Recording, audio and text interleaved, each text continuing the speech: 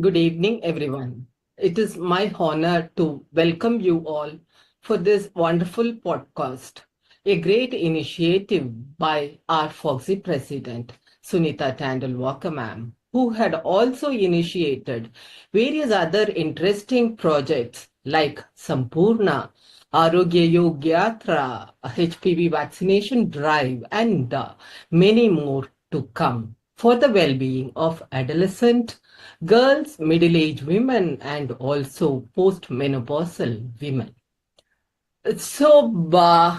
Today, I, Dr. B. Kalpana, Fogsi Infertility Committee Chairperson, will have a conversation with the immediate past president, Fogsi Jaideep. Thanks, sir. The topic of discussion is ART bill. Sir has contributed to Foxy statement for ART bill and surrogacy bill also, and had also conducted a survey about ART bill. So almost we will have a clarity about confusing statements of ART bill at the end. So almost 46,000 gynecologists and Foxy members are watching this podcast. So the podcast has reached not only gynecologists into various other sectors, even into common public. I should thank our Foxy president for this great initiative. And it is my honor to welcome our Foxy president, Sunita Tandulwadkar ma'am, who doesn't need any introduction, but still for the sake of others, who is a gynecologist, laparoscopic surgeon, and also IVF consultant at Ruby Hall Clinic, director of Solo Clinic Pune, and also founder director of Alive, a stem cell research unit in Pune. She has got the credit of delivering first stem cell baby. Can I just stop you? Today's podcast is not about me. It is podcast of you and Jaideep Tank having a wonderful dialogue and discussion about this ART bill. I really congratulate you that you selected the best of the topic, but above all, you selected the best of the speaker or the faculty who has absolutely, in a very calculated words, he will explain what is ART bill. I think Jaideep is known for his briefing in a best possible way, and I always admire you, Jaideep, for your these initiatives or the way you compile the complicated into simple. So I'm sure this podcast will be useful to every gynecologist because we are doing the practice of infertility from basic to advanced at any stage. So thank you, Kalpana, and thank you for having me. And Jaideep, thank you for coming in one frame on a Foxy platform. It's always pleasure to be with you. Thank you so much, ma'am, for your blessings and encouraging words. It is my honor to introduce our Foxy, immediate Foxy president, who also doesn't need introduction, has been running across India and internationally to complete his projects. Even now, and he has occupied various prestigious positions nationally and internationally. Deputy Secretary of EvoFog and also past chair of EvoFog Publication and Newsletter Committee, Reproductive Endocrinology and Infertility Committee of EvoFog, and also in FIGO, past chair of Safe Abortion Committee, and in Foxy, past chair of MTP Committee. And he is the director of Ashwini Maternity and Surgical Hospital, Profert IVF director, and also director of Farm Easy. During his tenure as Secretary General, he has made so many changes, brought e-voting in, and also contributed for friendly constitution, and he has also contributed Foxy statement for ART bill, surrogacy bill, PCPNDT, and also MTP Act. And now Sir has led various projects nationally and internationally, and The greatest project now he's leading with is Gates Foundation project. Sir, it is my pleasure to have you here to discuss about ART bill. At the end, all the gynecologists will get a clarity from your expert opinion, I think. Thank you very much, Dr. Kalpana. But before I know that the protocol is that Sunita would like to drop out, I'm sure she's also got some surgeries coming up. She's very, very busy practitioner. But Sunita, I just want to thank you. I think this was a gap in Fogsi's output, and you filled this very successfully. And your idea of having each chairperson do one, that's 12 every year, and we have 30 chairpersons, and the days that are remaining out of the 365 days you are filling personally.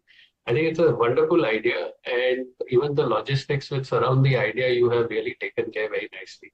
So congratulations, not only for this, but all the fantastic work that you're doing as Foxy President. Thank you, Jaideep. Thank you for your kind words. And it's not that I'm running out anywhere. I felt these committee chairpersons are the future leaders, and it will be very nice if they get a dialogue without having president and the pressure and the presence of a president, so that they can dil khulas baatein kar sakte hai. And I think with every podcast, I see the way they have evolved, the way they have become confident, and I'm sure they all will be future leaders. And that's the reason I watch the entire podcast from the viewers link. Thank you. Thank you. Thank you, Sunita. Thank you. Thank you so much, man. So, sir, actually, we all know that her first IVF baby was born in 1978, and 67 days later, first Indian IVF baby was also successfully born. But we have been following ICMR guidelines till now, and 40 years later, the bill, ART and surrogacy bill, was introduced by Health Minister in 2019, and I think in 2021 it is passed in Rajya Sabha and also notified in the Gazette and came into force into 2022. Can you please, what was the need for the bill and how did we reach this position? Has it reached the final shape? First of all, thank you very much, Kalpana, for inviting me for this podcast. Dr. Kalpana is, of course, the chair of our committee who deals with fertility, and she's doing a fantastic job as the committee chair. Thank you again, Kalpana, for inviting me here. So let's start with a little background. The first question we need to ask when we ask ourselves, is the ART law needed? Or in India specifically, is to ask a general question as to whether regulation is needed in IVF at all. And I believe that we sometimes forget, because IVF has become so normalized now, that when IVF was introduced and the first IVF baby was born, it was actually extremely controversial. Without plugging anything, you should watch the movie Joy on Netflix to understand how controversial it was and how much of an impact it had, not only on the lives of the patients, but even on the lives of the doctors who provided that IVF service. People from all kinds of backgrounds, religious, policy, regulatory, ethical, everybody seemed to think that IVF was a bad idea. Actually, there was actually a minority of people who thought that IVF was a good idea, despite the fact that it was obviously something which was very much needed. So I think we sometimes tend to ignore this background when we think about regulations and why the regulations take the tone that they take. And I will talk a little bit about this later, because the tone and the tenor of the ART Act is very different from other acts which regulate health or even regulate women's health in this country. So having said these two things, one is the background of IVF itself. Let us also understand that India is not the only country in the world which has regulation for IVF. It is estimated that around 42 and more countries in the world have regulation on IVF, and a lot of them actually have regulation which is far more, in a way, and excuse the use of the pun, regulatory compared to India's IVF. So 42 countries, India is actually the last amongst these 42 countries to have a law. As a background, I attended the first meeting for the development of the law, I think way back in 1999. I mean, it is a really, really way 2009, which is now a very, very long time back. And in fact, the ART regulation rules were proposed by ICMR again way back as a draft in 2010.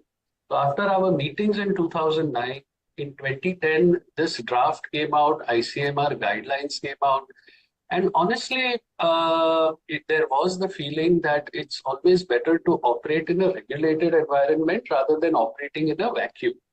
And this fact has been reflected in the survey that we have done, where contrary to popular expectation, physicians, obstetrician and gynecologists, IVF specialists have actually welcomed the fact that the law is now in place. In a way, also, on the flip side of it, I believe that the way the law has come out, the way the law has its tone and tenor, is perhaps in a way a recognition of the fact that the narrative around IVF has actually been something which we, in a way, have not been as successful in driving as physicians. It's always been a very negative thing, that there is a surrogacy industry, women are getting exploited. There is no mention of the fact that so many happy families have been completed, so many happy families have been created, so many wonderful, healthy children have been born from IVF. It always focuses on cost, it focuses on the economics, it focuses on exploitation and so on and so forth. But this flip side of the whole thing perhaps has not been communicated adequately. And we did try to do that when we were invited to the Standing Committee on Public Health in Rajya Sabha. And we sort of got the feeling, again, this is not something which I can absolutely substantiate, but we got the feeling that what the authorities were looking for was regulation, not empowerment. And I think this is reflected in the way that the law has been. So I'll stop here with the background. Of course, that after a lot of effort, so this has been going on since 2010. So in fact, if you really think about it, it's taken 16 years. There have been 8 drafts, 3 parliamentary committees, and all this finally culminated in the passage of the ART law and the Surrogacy Regulation Act in 2021 December. And then you, of course, know that there is an act, that there have to be rules, and then, of course, there are regulations, which, because in India, health is a state subject. So in all health policies, states have a role to play. It took quite some time for the rules to come. The rules are also, of course, something which is passed by the parliament, and they, in a way, give life to the way the act has to be implemented. So the rules came out in June 22. So again, it's been a fairly long and tortuous process. But what really, in a way, I must say, encourages me is that the government has been responsible. So if you look at the number of changes that have taken place in the law, you will see that there has been a very, very significant number of changes that the law has seen even in the short period that it's been amended. So if you go to the website of the ART Act and the ART registry and look at all the things, you'll find that there have been totally 91, which is not a small number, let me tell you, totally 91 notifications, amendments, GRs, all taken together. There have been 91 notifications which have come out in the law. And this is very encouraging because it shows that the government is responsive to the feedback that they're receiving. And I'm sure that over a period of time, these changes will even more effective and will make the law not only effective, it will regulate adequately, it will also make it easy to follow. Because at the end of the day, there's really no meaning to a rule if that rule is so difficult to follow that it stifles the ability to provide the service.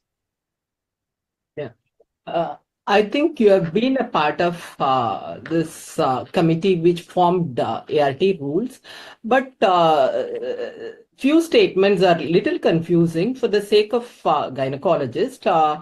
We understood very clearly that level 1 clinic is for investigation and up to IUI. Level 2 clinic can go for ART, IVF and all other procedures. But it also states that these would be level 1 clinic. These would be ART clinics where preliminary investigations are carried out to diagnose the type and cause of infertility, and level 2 clinic where advanced investigation and therapeutic procedures of ART can be done. Is there any difference between, do we have any difference in as a preliminary investigation? Is there a restriction for a level 1 clinic to do few investigations? Do we have any regulation like that, sir? Right. So just to clarify, I was a part of technical advisory group. I was a part of that actual committee which happened, but I was a part of the technical at different points in time. The committees keep on changing over a period of time, but because I was also an office bearer in Fogsi, we certainly gave a lot of inputs. We wrote a lot of letters and we attended a lot of meetings on this issue. So I agree that there's been some confusion, and I think the easy way to dispel the confusion is that if you handle a gamete, you need to be registered. It's as easy as that. Okay. That means if you're handling sperm or you're handling eggs or you're handling embryos, you need to register. So a level 1 clinic is a clinic which will typically only handle sperm, means they're going to do IUI. You need to register. If you are not doing an IUI in your clinic, and I will sort of add immediately that even if you're not preparing sperm, but you're getting prepared sperm and doing the insemination in your clinic, you still need to register. Only if you are not handling the gamete, you don't need to register, but you are not absolved of the responsibility of registering under the PCPNDT Act if you have an ultrasound machine. So I hope it sort of clarifies. So very, very simply, if you're handling a gamete, whether you're doing a sperm prep or you're only doing the insemination, you need to register. If you're doing IVF, of course, you need to register because you're handling all kinds of gametes and embryos over there. If you're only, for example, doing follicular studies, and you're not doing any inseminations or preparing sperm or doing IVF, then you need to register under PCPNDT Act. You do not need to register under the ART Act. This is as per the law. There are, however, state-specific regulations where the state or your local authority may insist that even if you're doing follicular studies, you should register. You can, it doesn't stop you from not registering. I would go so far as to say that it's always better to register, because once in a blue moon, if you do an IUI or you inseminate a patient with an IUI in your clinic, even if you do AIH, nobody does it anymore, I understand, but even if you're doing such simple things, you should ideally be registered. So the default option is to register. In rare circumstances, you don't register. Again, just to reiterate, handling gametes, sperm, egg, embryos, register. Not handling gamete, don't register. It's as simple as. So you have started the stimulation part. Previously, we had an idea that stimulation either with oral ovulation or injectables can be done in a clinic which is not registered also. But now the recent notification is the stimulation and retrieval must be completed at the same clinic in level 2 IVF clinic. So does a clinic need a registration, or does a clinic need at least a gynecologist for ovulation induction? Maybe natural conception, injectables, can they use? So the short answer is yes, ideally a gynecologist should be needed, but this is not regulated actually by, so If you're handling gametes or you're going to register under the ART Act, obviously you need a gynecologist. There's no question. Your question, I understand, is that if you're not handling gametes, but let's say you're doing the initial part of the stimulation, right? Either for IUI or IVF, do you need a gynecologist and do you need to register? Yes. So two parts to that answer. One, yes, you should ideally have a gynecologist. And this is not regulated under the ART Act. This is regulated under all the other acts which govern the prescription and dispensation of modern medicine. Okay, so you need a gynecologist. Now, do you need to register if you are only doing the stimulation and not handling gametes in your clinic? I think it is right now state specific. I don't think that it has got any kind of a national level clarity. And so you will have to look at the regulations in your state and decide accordingly. As I again said, the default option should be to register. If you are a gynecologist and you are doing any kind of fertility practice, your default is to register. However, in certain circumstances, you may decide not to register, but in that case, be careful that you're not handling any gametes. Can banks stimulate the donor and send it to the clinic? Because the recent notification is only the stimulation should be done in the level 2 clinic where oocyte retrieval is done. Correct. In that, So I think, Dr. Kalpana, that again, it's open to interpretation, if you honestly ask me. When we had made a suggestion, we had said that let ART banks do everything that is non-clinical related to the donors. And everything that is clinical, let it be done by the ART clinic. Because there are two sort of kind of places. There's an ART bank and there's an ART clinic. So what we thought was that to avoid any confusion, let all non-clinical work be done by ART bank and let all clinical work be done by ART clinic. So if you look at the process of third-party reproduction and egg donors, starting from recruitment, paperwork, affidavit, insurance, maintaining the record, submitting the record, and everything ideally the ART bank should do. And then ideally the ART bank can refer to the ART clinic where the donor can be stimulated, etc. This was the original thought. There has been a little confusion now about this actually, and I think the confusion needs some clarity. But right now, the way I understand it is that it is always better if the ART bank does the non-clinical work and the ART clinic does the clinical work, because of the simple fact that all ART banks are not necessarily run by gynecologists. So if you don't have a gynecologist, how can you do the clinical work? There's no question. And of course, the fact also remains that it's also a question in a way of economics, no? Because for an ART bank to start an entire IVF lab, only to stimulate and retrieve oocytes and create embryos is simply not economically viable. It just doesn't make sense, honestly. So it's always better to look at it this way, that all non-clinical work, ART bank with regard to third-party reproduction, all clinical work, ART clinic. The question then remains, what about sperm donation, right? Because sperm donation does not necessarily require an entire IVF lab setup. And I think these are things which will be more clear as time goes on.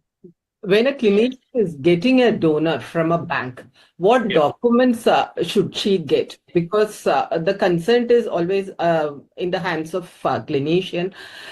Should we get insurance copy, and also if there is no limitation, what is the amount of it tells that almost for 1 year the donor should be covered with insurance, but there is no amount. The products are given in the bill, but the amount is not mentioned.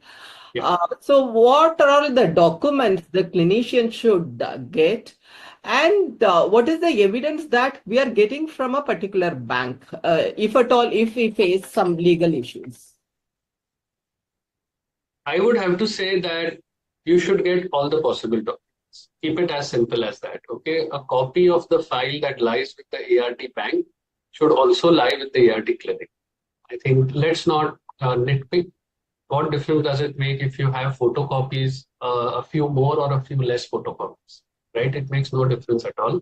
But it's always better that if you are doing third-party reproduction and you are working with an ART bank, it's always better that you have all the possible paperwork available with you, just to make sure that in the future, if there is any issue, you at least have records of the paperwork. This will also, in a way, facilitate an oversight on the ART bank, because although the law quite clearly says that all paperwork and everything is the responsibility of the bank, it's not the responsibility of the clinic. Things do get muddled up when things go wrong. So the short advice here is the copy of the file which the ART bank has should also ideally be shared with the ART clinic, and the ART clinic should keep it with that clinic till as long as there is a requirement. I think this is really the short answer, rather than saying just keep photo ID, just keep insurance, just keep consent, just keep the entire file with you. It just makes life so much easier. If at all, if the donor encounters any complication and the expenses crossing the insurance coverage, who will bear? Bank or clinic or gynecologist? I would say that ideally it is the responsibility of the ART bank. I don't think as things stand now that it's the responsibility of the clinic. Fortunately, and one of the best things that has happened in ART perhaps is the fact that stimulation of donors is incredibly safe. And of course, this is because of the way we use injections, the agonist protocol in the antagonist cycle. I go so far as to say in my lectures that for me, that has been the biggest advance in IVF since ICSI. If you forget about all the other high-tech advances, what has completely changed the way we practice IVF today is the fact that we have a protocol which allows us to, in a way, fearlessly stimulate donors and also make sure that we can do it in a manner in which it is extraordinarily safe. So if you really think about it, Dr. Kalpana, and sorry for veering a little into the medical side of things, but medically speaking, the two major complications of ART have always been perceived to be ovarian hyperstimulation and multiple pregnancy. The answer for multiple pregnancy is simple: transfer fewer embryos, get fewer multiple pregnancies, but there really was no easy answer for ovarian hyperstimulation.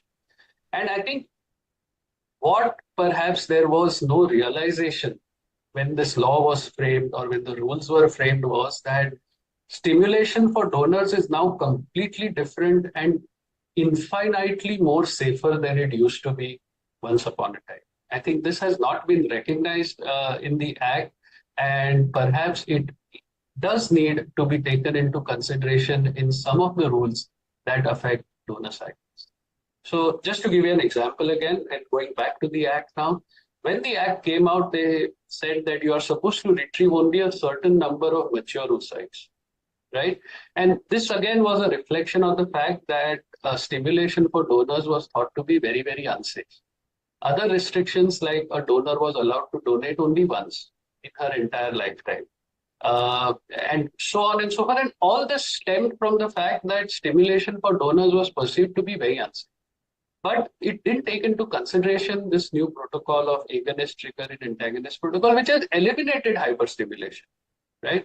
So I think this realization will come with time. It will come with realizing that once the data is submitted to the registries, they'll find that the mishaps which used to occur at one point in time, and again, just to be very clear, it was not that all donors used to have problems. It was a small percentage, but every life is important. There should not be any morbidity and mortality in something like assisted reproduction or at all. And I think this realization will seep in slowly, and we'll hopefully see a little relaxation of these rules, which have actually made third-party reproduction so much more expensive and difficult to.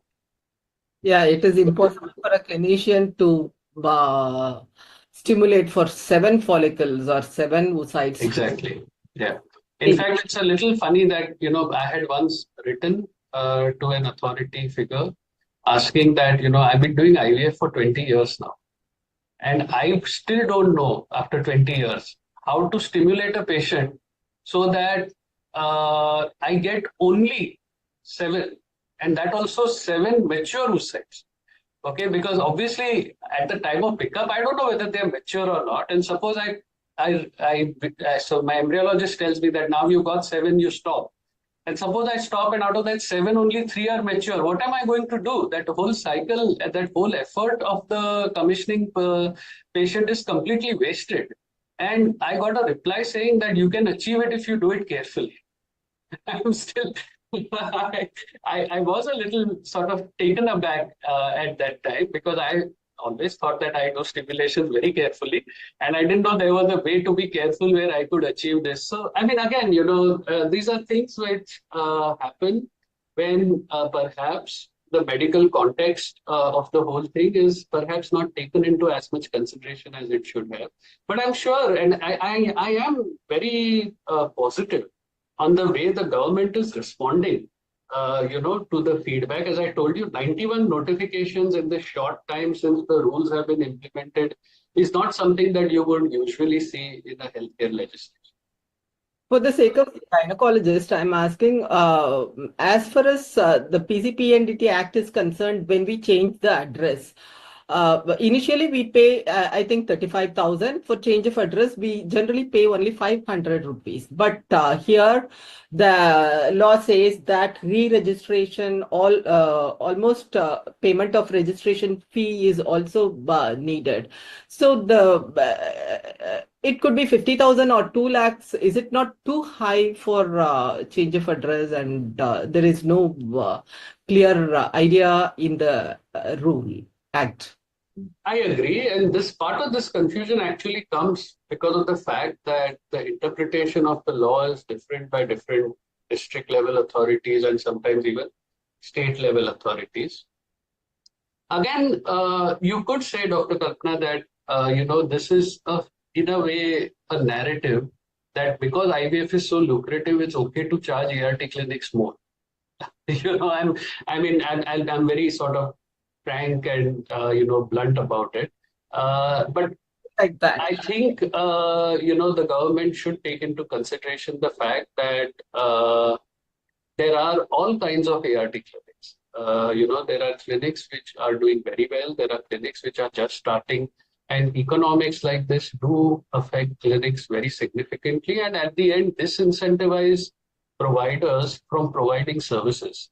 So I think we need a healthy balance. I must tell you that this is also, in a way, a success story.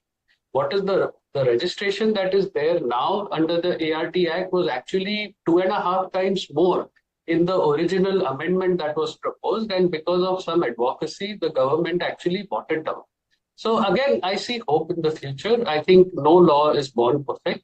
It takes time, it takes experience, it takes feedback and advocacy to finally achieve a law which is the most ideal, and I think we are well on our way. Actually, initially it was thought that a couple who is legally married, Indian man and woman, can about 21 can go for IVF. But now notification had been included. A single woman can also go for ART. This is only applicable for ART or surrogacy. I think it is very clear. It is a couple who can go for surrogacy. Oh, I mean, surrogacy is, of course, a much larger issue than the couple. I mean, because of the way the surrogacy law is drafted, which says very clearly that the surrogacy has to be done in an altruistic manner. I would believe that the amount of surrogacy that is happening in India is now going to be close to zero. First of all, it's very, very difficult to actually get permission. The processes, etc., are still not well defined. And of course, if you do manage to get the permission, it's quite difficult to actually have someone agree to be a surrogate for a purely altruistic reason. There is also the fact, however, that I believe that the furor around surrogacy was, I'm sorry to say, a little misplaced. People kept talking about a multi-billion-dollar or a multi-million-dollar surrogacy industry in a way in India.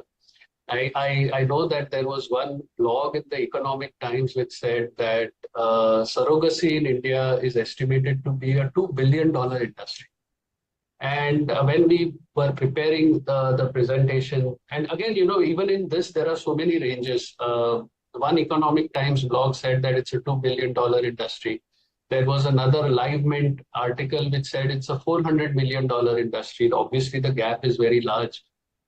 So we actually did an analysis way back this was quite some time back. We did it in 2015 or 2016 when this debate was, flaring all over. And when we looked at, and again, remember that India doesn't really have that great of a database. So we relied upon the database which was provided by the Indian Society of Assisted Reproduction. And we relied upon some numbers which were there in an Ernst & Young E&Y report on expanding IVF treatment in India, published in July 2015. And we sort of extrapolated these numbers and made a projection of how many surrogacy cycles actually happen in India. And this was presented to the standing committee in the Rajya Sabha. And we sort of made some assumptions. One assumption was that the surrogacy cycles through the world or wherever surrogacy is done is approximately 1% of the total number of IVF cycles. And at that time, if we said that perhaps there were maybe 100,000 IVF cycles in the country or so, this is again, remember, it's 2015. The approximate number of surrogacy cycles at that time in India would be around 1,000 on percentage basis, right? At a pregnancy rate of 40%, which was the pregnancy rate at that time, at even 40%, honestly speaking, is quite a high pregnancy rate. You are not really going to see that in all centers in 2015. It would still result in 400 pregnancies a year. And then taking into account the fact that some of these pregnancies would end in missed abortion, some of the pregnancies would be lost a little early, and so on and so forth, what you were looking at a take-home baby rate of around 32% was 320 babies being born from surrogacy a year. That's all, right? And even if you say that the problem was exploitation of women, it's not about the number of babies being born, it's about the number of women who are being exploited. And obviously not a single woman or even a human being should be exploited ever. It still remains a fact that, in my view, it would have been better that instead of indirectly banning surrogacy, we should have regulated it a little better. So the government could have come up to say that, okay, these are the regulations, these are the rules that you need to follow. This is the minimum amount that a surrogate mother should be compensated for, and so on and so forth. Instead of just, banning in a way surrogacy, making the process so difficult and complex that it's a real disincentive for doctors to provide surrogacy services, and also for a patient to commission a surrogacy. And this is reflected in the numbers. I mean, I accessed the ART registry in the morning today, and now the universe of IVF clinics in India at least is defined, which was never there earlier. Okay, we now know that we have 6,478 applications in the registry. And obviously, without being registered or at least applying for registration, you cannot practice IVF. So now we know that India has 6,478 clinics. Now, they've obviously not all received the registration, but from this number, only 1,126 have applied for surrogacy. So I think even physicians have realized that the surrogacy process itself is pretty complex. And a lot of doctors are saying that I don't want to do surrogacy. And the fact of the matter is that surrogacy is a medical requirement. Just because we always talk about surrogacy done for social reasons, does not mean that surrogacy does not have medical indications. There are these couples, not only women, men and women, who get so frustrated because, imagine a woman who doesn't have a uterus, imagine a woman who has Asherman syndrome, imagine a woman who has got completely distorted uterine cavity. There are so many situations like this where surrogacy is the only medical option, and these women are not able to avail. Yeah, the indications also not very clear. Absent uterus hysterectomy, yes, it is Okay, but recurrent implantation failure, recurrent pregnancy loss, thin endometrium, can we go for surrogacy? There is no clear indication. It depends on the medical board's decision. And only once surrogacy means, will it increase the cost for the, we are thinking about exploitation of the surrogate, but at the same time, many infertile couples are also waiting for these treatment, and we are not doing justice for them, I think. uh, uh, sperm donor age is actually 21 to 55. Is it too high when we know about paternal aging and the impact on the baby? What is your things? So I think that is actually one of the more reasonable provisions of the Act. So I think whenever you are advocating for something, for a law, or you have to pick the right thing to advocate for.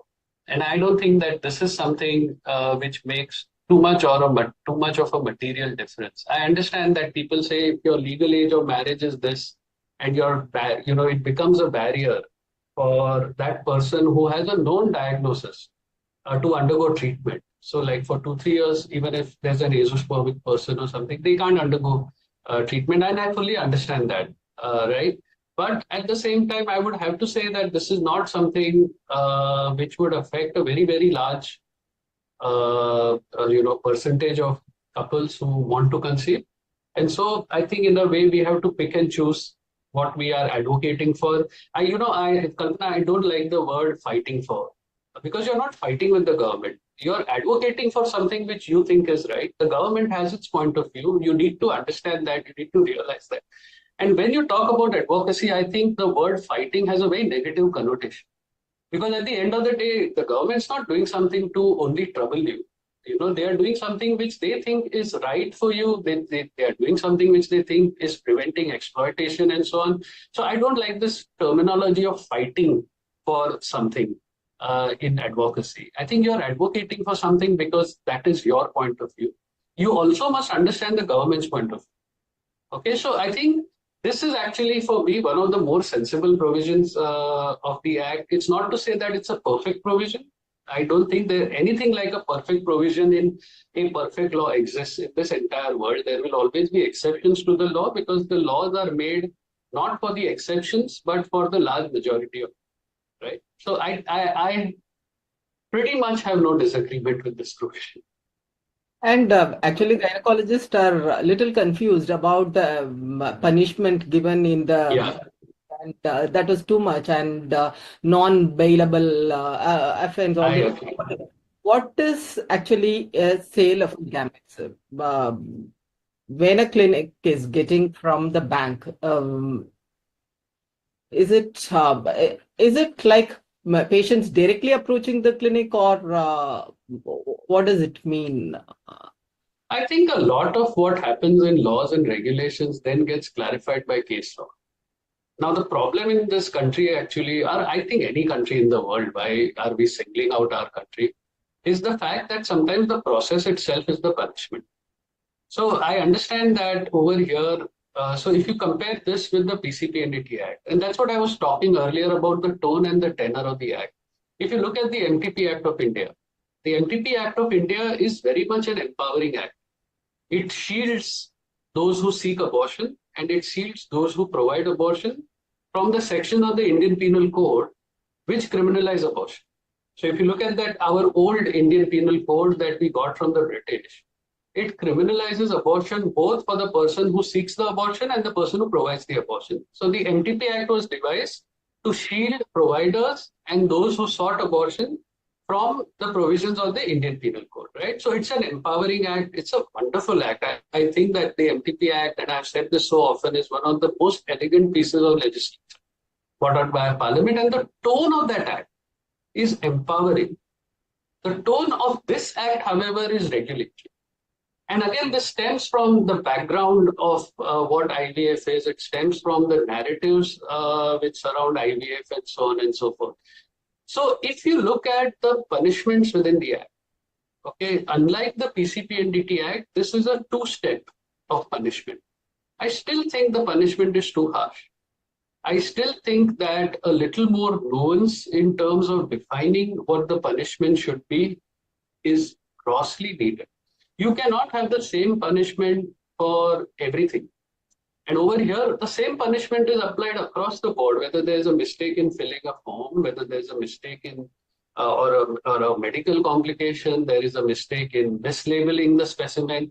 Everything is covered under one thing. It needs a little more nuance, certainly. But again, I'm very hopeful that this nuance will come with time and with the fact that the government is responsive to these needs.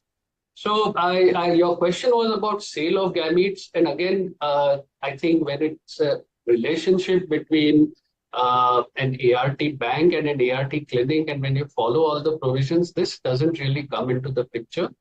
This has actually, again, I would have to say again, it's not something which I have been privy to, but I think that a lot of this has come from isolated media reports.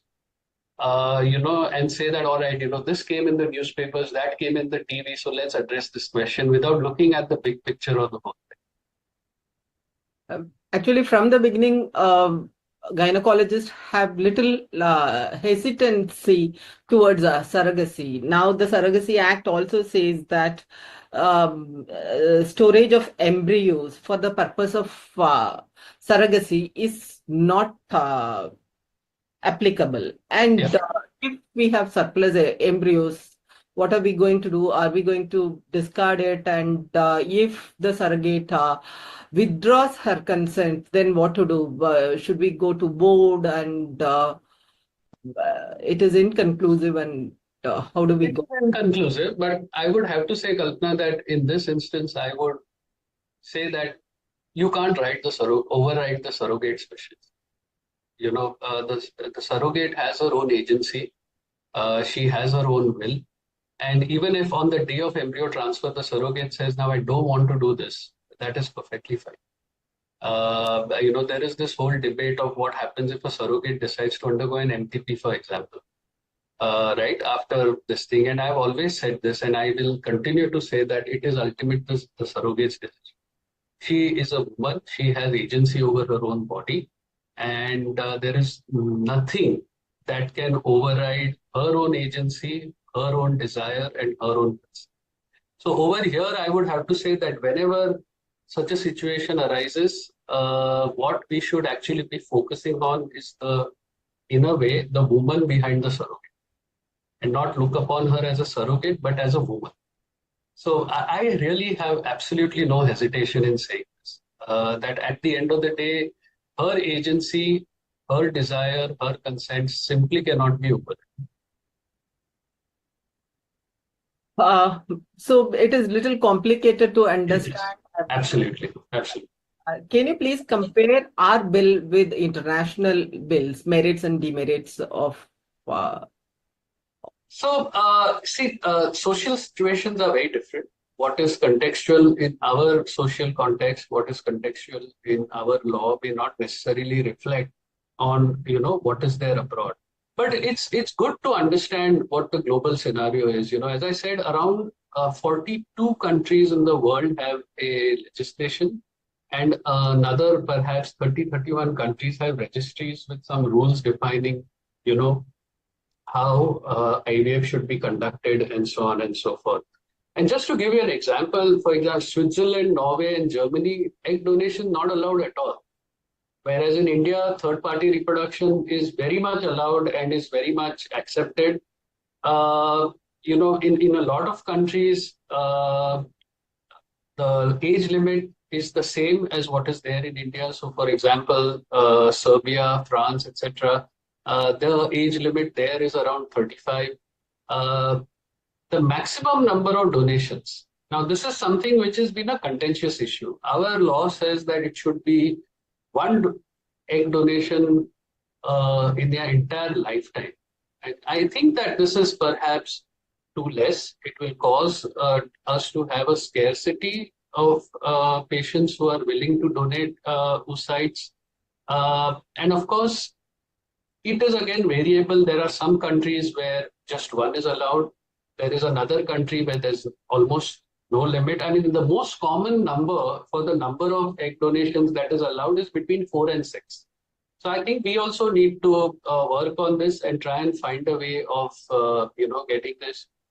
In Canada, for example, paid egg and sperm donation is, not allowed, completely not allowed. I mean, in fact, the punishment, so you're allowed to donate eggs and sperms in Canada, but you're not allowed to pay for this egg donation, or the person who's donating not allowed to accept payment at all.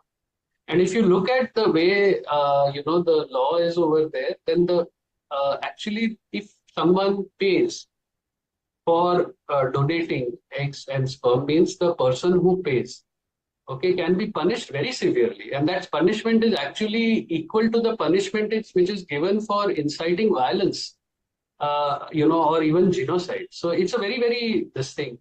Brazilian surrogacy law, for example, requires that the gestational carrier, means the surrogate, has to be related to the family.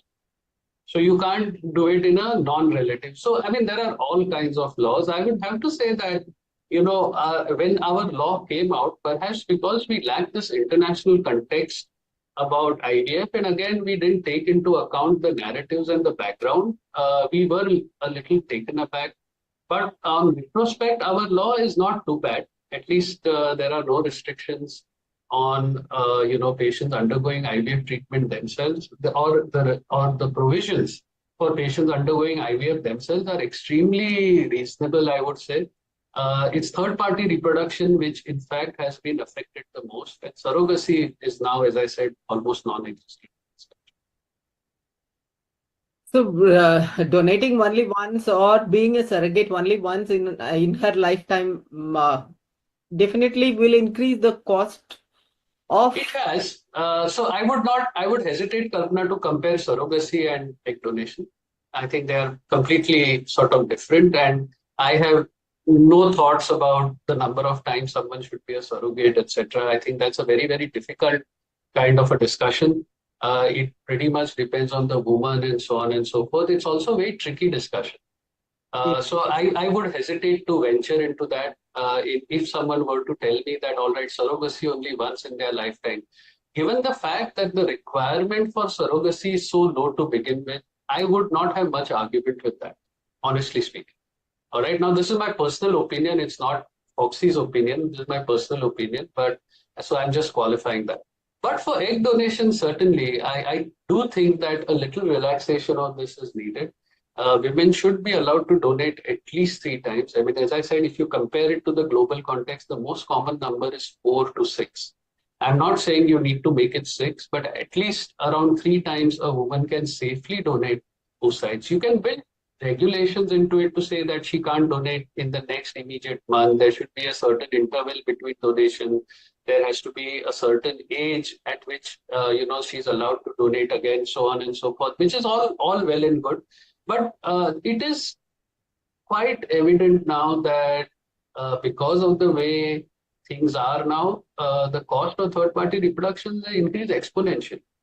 I would not say that it's increased marginally.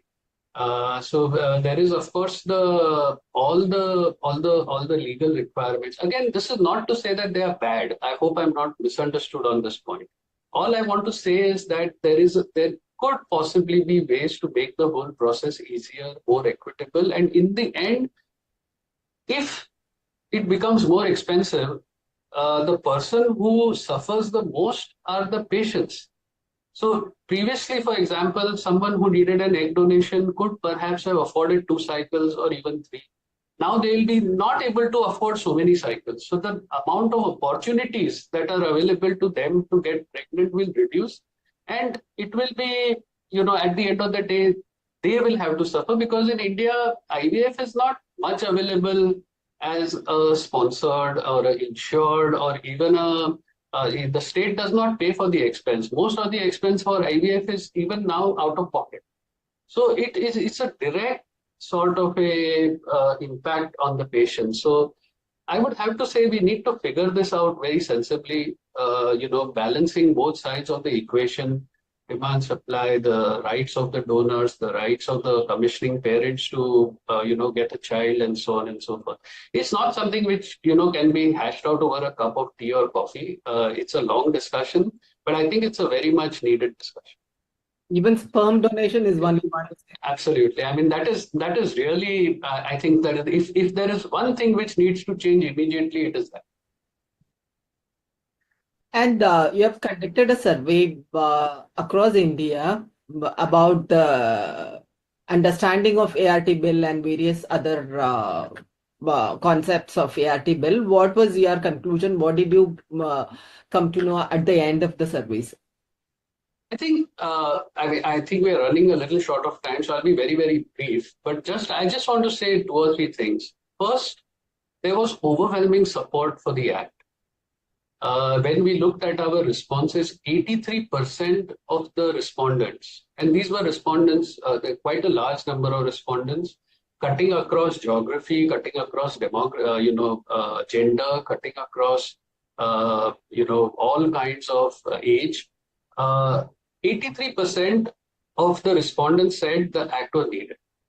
So there's a perception that doctors don't welcome regulations or doctors don't want to be regulated. I think this is a very, very strong response to that.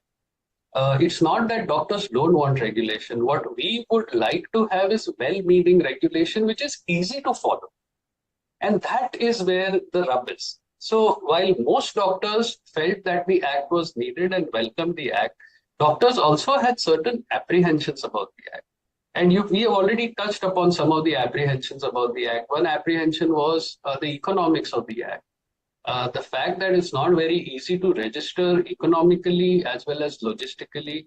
Just to give you an example, from the 6,478 registrations that the website is showing, so these are 6,478 applications.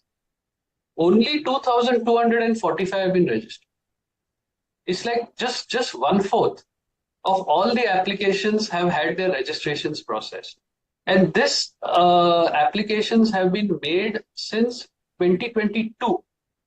So it's been a long time. You can understand that it's been a long time since this is pending. And I think this was reflected in the survey findings. The other major survey finding I would like to again touch upon, I already said it in the previous part of the discussion, a lot of apprehension about third-party reproduction. A lot of apprehension about it raising costs, a lot of apprehension about it becoming inaccessible to a lot of patients. As I said, the amount of times that a woman can now undergo because of the out-of-pocket expenditure that we have for this is really going to reduce, and we really need to start thinking very, very, very seriously about this. And I think the one last thing I'd like to say is a lot of concern about the punishments under the act. Again, I'm not saying there should not be punishment for someone who's doing the wrong thing. But I think these punishments definitely need to be more nuanced. There needs to be more clarity about it. And also, it should not be a sword which is hanging on the neck of the service provider. I would have to say that these provisions are a little more reasonable than the provisions of the PCPNDT Act, particularly in the way they are drafted. I think what will decide on how this is taken up is how they are implemented. Exactly. Really confused act, and as days goes, we will have much more clarity about the act, I think. Thank you so much for sparing your time and giving your experience from the beginning till now. Thank you so much. Thank you very much, Kalpana. It was a very engaging discussion. Thank you very much. Finally, I would like to thank our Fogsi President, Sunita Tandulwadkar ma'am, who had given this opportunity to all the chairpersons. Thank you. Thank you. Bye.